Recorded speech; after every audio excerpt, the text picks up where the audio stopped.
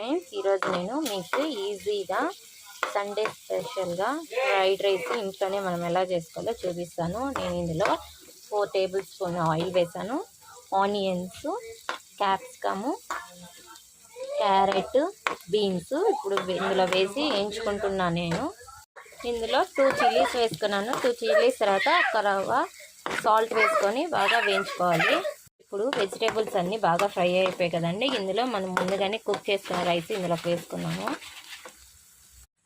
ఇందులో మనం కుక్ చేసిన రైస్ వేసుకున్నాం కదండి. ఇప్పుడు మనము హై ఫ్లేమ్లోనే పెట్టుకొని మనము ఇది బాగా కలుపుకోవాలి. ఎందుకంటే స్లో ఫ్లేమ్లో పెట్టామంటే రైస్ విడివిడిగా పోతుంది, పగిలిపోతుంది. కాబట్టి హై ఫ్లేమ్లో పెట్టామనుకునే రైస్ పగిలిపోదు. ఇప్పుడు మనము ఇందులోకి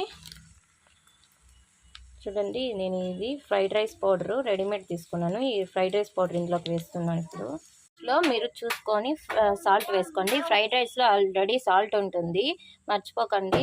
చూసుకోకొని సాల్ట్ ఎక్కువ వేసుకున్నారంటే తినే కష్టం అవుతుంది. చూసారండి, హెల్తీగా చూడండి వెజిటేబుల్స్ రైస్ ఈజీగా క్విక్గా అయిపోతుంది. ప్లీజ్ లైక్ చేయండి, షేర్ చేయండి, సబ్స్క్రైబ్ చేయండి. మీకు నచ్చితే మీరు కూడా చేసి కామెంట్లో పెట్టండి.